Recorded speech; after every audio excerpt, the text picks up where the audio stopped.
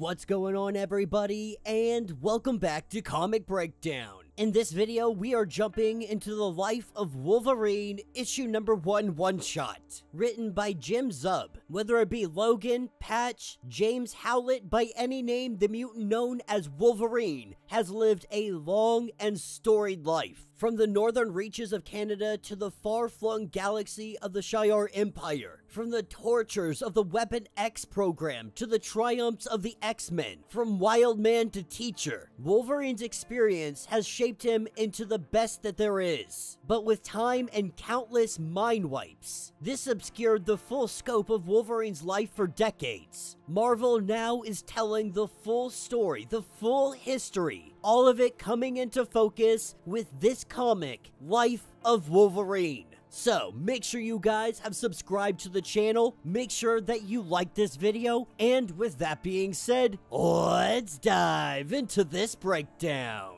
Alright gang, so as we start this story off, we're starting off during the events of the X lives and X deaths of Wolverine, or the 10 lives, 10 deaths of Wolverine, whatever you want to call it. That is where this story is picking us up at. They are going to be sending Wolverine's consciousness back through time. She is going to be his mental anchor. That of course being Jean Grey. But to do this, she needs to understand his memories, unearthing the thoughts and feelings that made him who he is today. This is what takes us back to the earliest of days. The late 19th century, a large estate in rural Alberta, Canada. A young child, Logan. He chases after his childhood friend, Rose. A young boy, James Howlett. Heir to a very large fortune, but from a very broken family. A boy that is small, that is frail, but his life changed in a moment of pure terror and anger. His body evolved, and from that day forward, nothing would ever be the same again. The first of so many tragedies. And with the past defining his present. After the death of his father, he fled with his friend Rose to a remote mining town in the Yukon, a place where he hid and he built a new identity. With his body growing strong and his mind still fragile, the trauma of his mutant transformation is hard to confront. The memories of who he was before pushed out of reach. And when Rose calls him Logan, he accepts it as his name from that moment forward. He finds himself in the fighting pits, and in those crowds they call him Wolverine. But one day, in a fit of rage, violent rampage, he accidentally kills Rose. And so fleeing entirely from humanity, eventually he gets caught by an individual by the name of Hugo and his accomplices Sal Creed and Clara. They use him for amusement until Nathaniel Essex convince Hugo to let him run his experiments, the first of many, all under the guise of science. But his healing factor was strong. He would not succumb to death.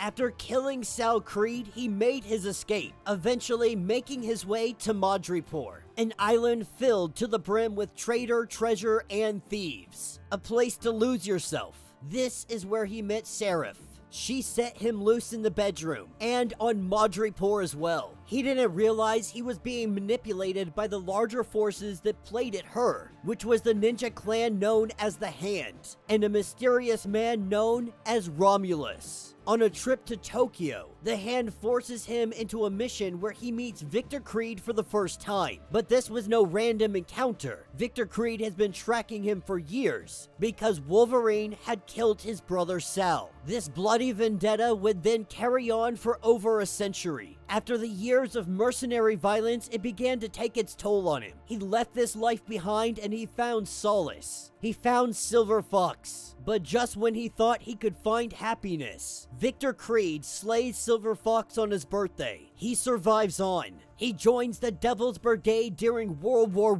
I. He's on the front lines. He unleashes his fury for king and country, and war changes even Wolverine. Untold horrors shake him to his core, and when an angel of death appeared to him on the battlefield, he wondered if he would ever feel real again.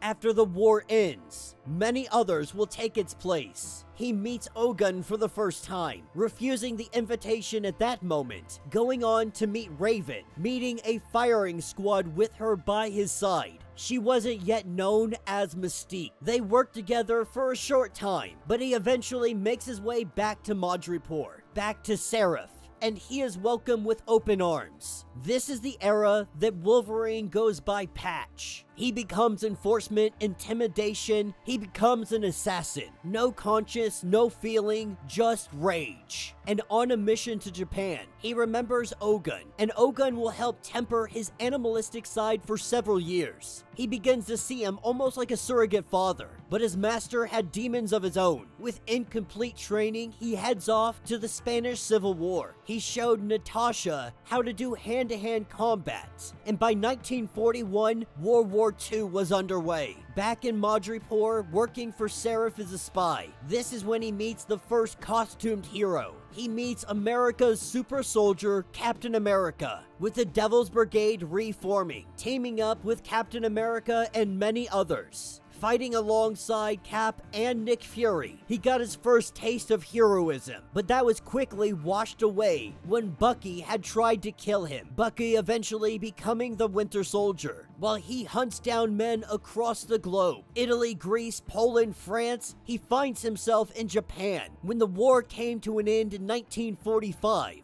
he was at Hiroshima. He was at Ground Zero. His body survived, but his heart and soul would be forever changed, eventually getting away from all the violence. He meets a master at a temple and he falls in love with Itsu. This period doesn't last long, and it would be decades before he discovered that Bucky Barnes, the mind-controlled assassin known as the Winter Soldier, is the one that killed Itsu. He assumed that the child had been stillborn, but he had the same mutant healing factor as Wolverine, survived even being taken out of the womb by Romulus. This child would eventually become Dakin. And then there is the era of the Muramasa Blade, a legendary swordsmith created by Muramasa himself. He is drained of his blood, and that is when Victor Creed had collected him up, taken him to Romulus. And this would lead to his days with Team X. On one of these missions, he would encounter Omega Red for the first time, Russia's attempt at creating a super soldier. And while he leaves Team X for a time being, he is pulled deeper down into covert operations when he joins Department K. He should have seen the signs. He should have fled when he had the chance. Instead, caught off guard and kidnapped, he is forced into a new program, one that would change him forever, and that program is Weapon X. It took him a very long time to remember the ordeal, the trauma of his transformation. Rebirth was the original name of the program that created Captain America, a new kind of weapon of war. In time, the program would be rebranded as Weapons Plus. The 10th iteration is called Weapons X, the freakish experiment that bonded indestructible adamantium to his skeleton. He would learn the people responsible for this experiment were Dr. Abram Cornelius and Dr. Carol Hines, later learning that the professor's name was Truett Hudson. His body crafted into a puppet that they could control, a hunter-assassin, the perfect assassin. In time, the Weapon X program learns, as many others will over the years, that trying to control Wolverine is a death sentence. Now he is let loose on the world. Now let loose on the world with an unbreakable skeleton, a killing machine until the day he runs into James and Heather Hudson, encountering another Hudson out there in the wild. Not sure if this was coincidence at the time. James Hudson had just established Department H, a super heroic activity program funded by the Canadian government. He wanted to create a Canadian team superheroes called the Flight. And so with Wolverine joining the team, Department H satisfied with their combat abilities, and they tested those abilities on the biggest threat they could find, the Incredible Hulk.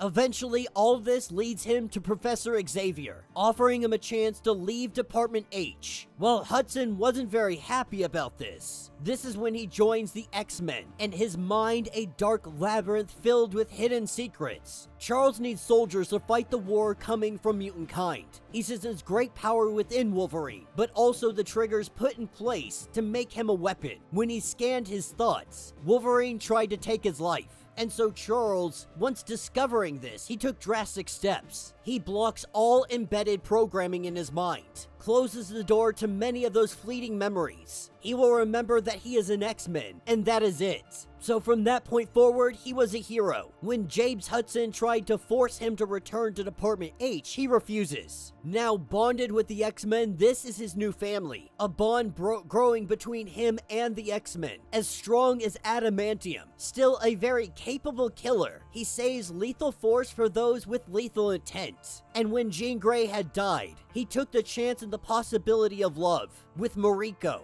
eventually becoming his fiancée. Noble family bonded to Japanese criminal underworld. He fights to free her from those generational obligations so she can marry him. As he battles and he goes through these trials of honor and duty, he finds the ability to forgive really individuals like Rogue and to teach responsibility to Kitty Pryde. When he faces off against the demon-tainted teacher Ogun, he is able to resist the animal within. He shows mercy, and even so when he is hunted by Lady Deathstrike.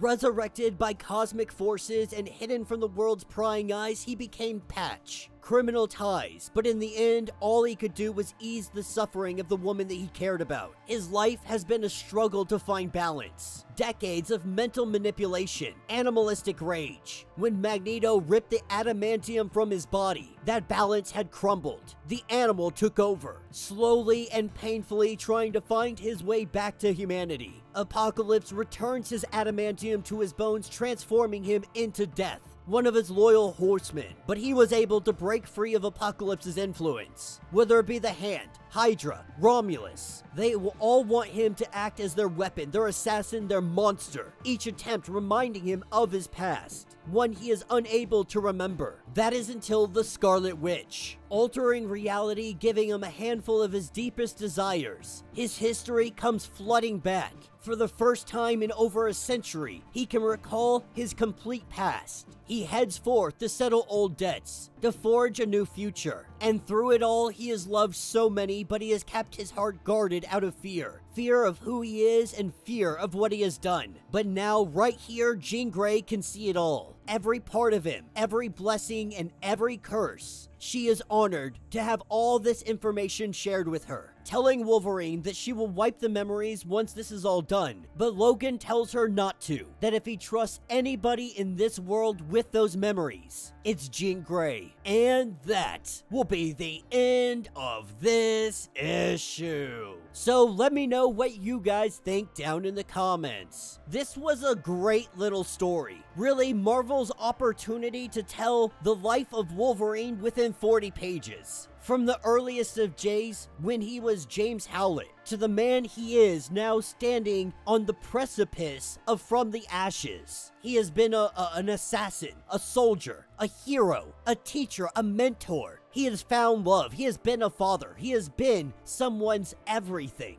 And through it all, the one true love has always been Jean Grey, the one person that he trusts more than any other that has ever existed. But as Wolverine goes into this new era after Krakoa, we can only hope that his character begins to grow even further, that we see him become the true hero we know Wolverine could be. He has already demonstrated in full force during the Krakoan era how he is able to step up and he is able to do what is necessary for mutantkind. Back to being hunted. Wolverine is about to be the apex predator yet again. So let me know what you guys think. Let me know your thoughts, let me know your theories. If you want to get caught up on everything that is going on with this series, go ahead, check out the link in my description, as well as the top of this video. It'll get you completely caught up on everything that is going on with the Wolverine comics. If you would like to support the channel, you can always do so by joining the channel membership. Much like Patreon, having multiple different tiers, from $1 to $50, from loyalty badges to comics every single month. Not only are you helping out the channel tremendously, but you are getting tons of perks in the process. Now, if you're unable to do this, do me a favor, subscribe to the channel, like this video, hit that notification bell, and with that being said, until the next breakdown.